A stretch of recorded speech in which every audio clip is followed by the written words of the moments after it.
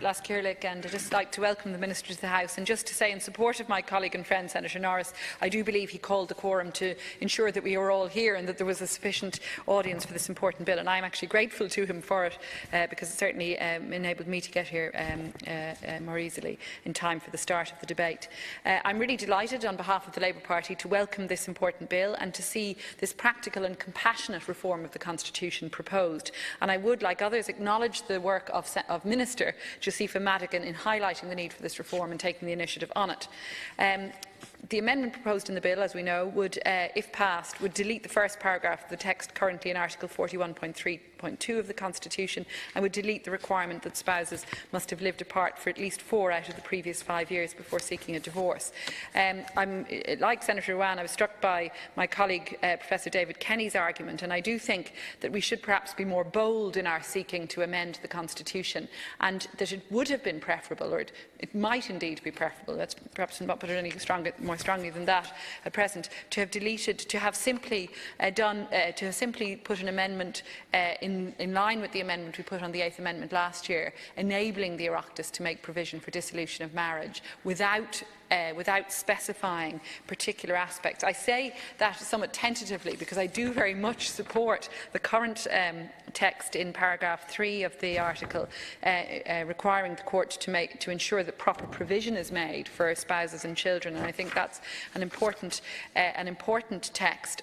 Nonetheless, I also think we should be able to provide in law, whether that can be through legislation with the current text of the Constitution or through amending the Constitution, we should be able to provide for clean break divorces. And I do think that's something that is increasingly pressing. And I listened to Senator Burke's comments about delay at the court processes and so on. I think that is really an issue where we should be able to provide. I think I'll come back later to the time limit issue and how we might amend the legislation on that. I am grateful, Minister, that you published the scheme of the bill. I think that's very useful. It's important people would know the consequences of a yes vote.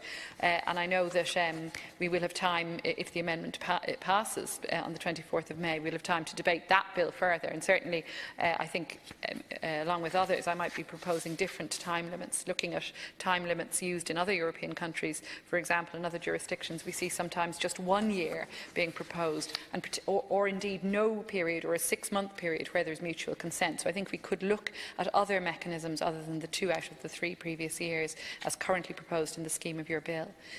Just looking at the referendum itself, of course, and to say a little about Labour's track record in driving social change on marriage.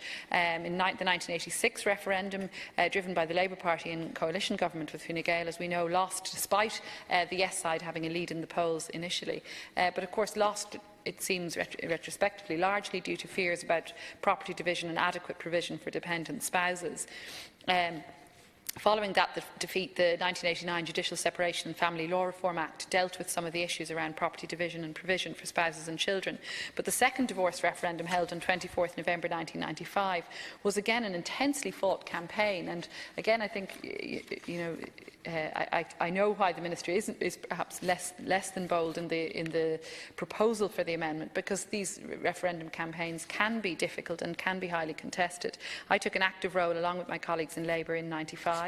Of course, the referendum was driven by then Labour Minister Mervyn Taylor and by people and activists in the Divorce Action Group and the Right to Remarry campaign, which rightly focused upon the need to ensure that people whose marriages had already broken down would be able to get a second chance and would be able to regularise their new relationships and provide adequately for any children of a successive relationship. But despite this very compassionate message based upon humanity and a very persuasive message, nonetheless, the 15th Amendment of the Constitution was only passed very narrowly, 50.28% of the electorate, a margin which a figure etched in the memories of all of us who campaigned at the time, a margin of only 9,114 votes, sometimes attributed to heavy rain in the west of Ireland on the day the referendum took place, I jest. But it was an extremely tight margin, and of course fears had been stoked during the campaign by dire warnings from the no side that marital breakdown rates would escalate, dreadful slogans like "Hello Divorce, Goodbye Daddy," posters bearing messages like "Divorce aborts marriage." I looked back at some of those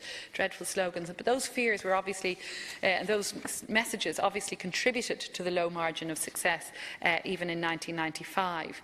And despite the fact that we had, of course, been making very strong arguments that legalising divorce simply recognised a reality. It didn't condone or indeed encourage in any way marital breakdown. Once the Divorce Act came into place, many of us were concerned about the highly restrictive language that was in the Constitution and that, restricted therefore the nature of the legislation. But we did acknowledge that the Act does allow for no-fault divorce, and I think that's welcome, because other systems which had introduced divorce earlier had based their laws upon fault-based grounds. And I think it's positive we didn't do that. As many commentators and experts have pointed out, a fault-based system tends to bring more strain on families in the event of breakup. And indeed, since divorce was legalised, despite the dire predictions, our divorce rate has remained low, 0.7%, the crude divorce rate, compared with the European average of 1.9%, measured as divorce rates per 1,000 persons.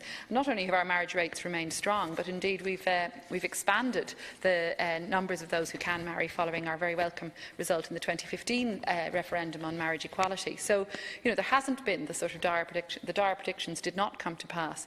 And we've also seen significant case law on the application of the Divorce Act, clear rulings on the need to ensure proper provision is made for dependent spouses and children, and liberal interpretations of the term living apart to ensure that persons don't have to be living in separate premises or separate households once they are effectively living apart, even under the same roof. But despite that liberal interpretation, commentators like Carol Coulter and others have pointed out that the mandatory 4-year period continues to present serious unnecessary obstacles to couples whose marriages have already broken down, that this period is one of the longest provided for in any jurisdiction internationally, and that it has forced many couples into a cumbersome two-stream legal procedure where they have to seek a judicial separation in order to regularise their situation on an already existing marital breakdown while they are waiting for the requisite 4 years to pass so they can then seek a divorce.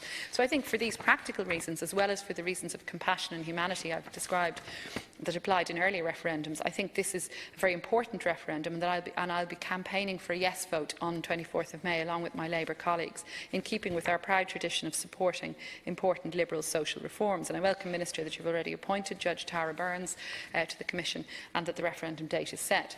I should say just two final things. First, that again on marriage reforms, I'm very proud of two reforms that I was involved in initiating to marriage law that have passed already. One, the Civil Registration Amendment Act 2012, which enabled the conduct by humanist celebrants of legal secular wedding ceremonies, which has contributed greatly to the happiness of many couples, and which had started life as a private member's bill I brought here in the Seanad.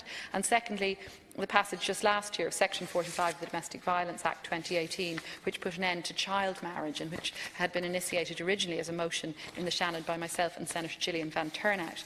But I think the final point to make is that there are perhaps more bold reforms that could be made. I do, however, very much welcome this reform as it is, but I do hope that we will see further amendments put forward to make more expansive reforms to Article 41, in particular to delete the sexist language referring only to women and mothers as having duties in the home, and to expand the definition of family beyond that based upon marriage. But those comments aside, I believe we need to pass this important amendment to respect the privacy of couples and to show the compassion that couples facing the trauma of marital breakdown so clearly deserve and require. Thank you.